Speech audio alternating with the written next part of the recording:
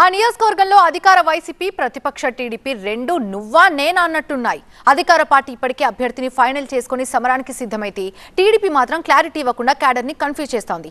ఆ ఇద్దరిలోనే అభ్యర్థులు ఎవరో తేల్చుకోలేక సతమతమవుతుంటే కొత్త నేతలు కండువాలు కప్పుకుంటున్నారు. ఉత్తరాంధ్రలోని ఆ కీలక నియోజకవర్గంలో టీడీపీ వ్యూహం ఏంటి? క్యాండిడేట్ పై ఎందుకు ఇంకా క్లారిటీ ఇవ్వటం లేదు? టీడీపీలో టికెట్ వార్,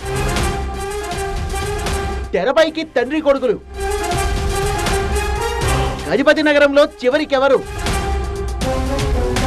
అధికార పార్టీ సిట్టింగ్ ఎమ్మెల్యే సై అంటుంటే టీడీపీ ఇంకా అక్కడ తడబడాయిస్తూనే ఉంది.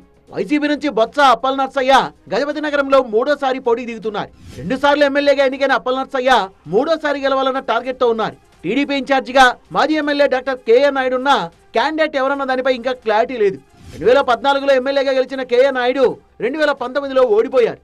ఆయన తండ్రి కొండపల్లి పైడితల్లి నాయుడు జెడ్పీ చైర్మన్ గా ఎంపీగా పనిచేశారు. పార్టీకి విధేయుడైన పైడితల్లి మరణం తర్వాత వారసుడిగా అరంగేట్రం చేశారు డాక్టర్ కేఏ నాయుడు. ఛాన్స్ తనకే అని నాయుడు ఆశలు పెట్టుకున్న మరో కీలక నేత కరణం శివరామకృష్ణ కూడా టికెట్ ఆశిస్తున్నారు.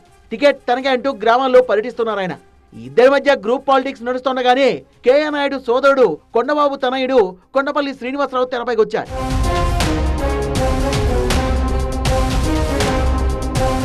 వైసీపీలో ఉన్న కొండపల్లి కొండబాబు ఆయన కుమారుడు శ్రీనివాసరావుల్ని పిలిచి మరీ కండువా కప్పారు పార్టీ పెద్దలు.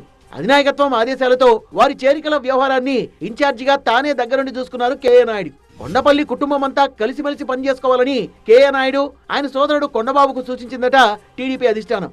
కొండపల్లి శ్రీనివాసరావు చేరికతో టికెట్ ఆయనకే దక్కే అవకాశం ఉందని ప్రచారం స్టార్ట్ అయింది. ఇన్ఛార్జి కేఏ నాయుడు, కరణం శివరామకృష్ణ, కొత్తగా తెరపైకొచ్చిన కొండపల్లి శ్రీనివాసరావుల్లో ఎవరికి టికెట్ వస్తుందో తెలియక గజపతి నగరం తమ్ముళ్లతో పాటు ఆశావహులు కూడా కన్ఫ్యూజన్ లో ఉన్నారు. ఇక్కడ ఆర్థికంగా రాజకీయంగా బలంగా ఉన్న వైసీపీ అభ్యర్థి బొత్స అప్పల్ నర్సయ్యను గట్టిగా ఢీకొనాలంటే బలమైన అభ్యర్థి కావాలని టీడీపీ అధినాయకత్వం భావిస్తోంది. అభ్యర్థి ఎవరో తేల్చకుండా చివరిదాకా క్యాడర్లో ఇదే గందరగోళం ఉంటే మరోసారి పార్టీకి భంగబాటు తప్పదంటున్నారు గజపతి నగరం తమ్ముళ్లు.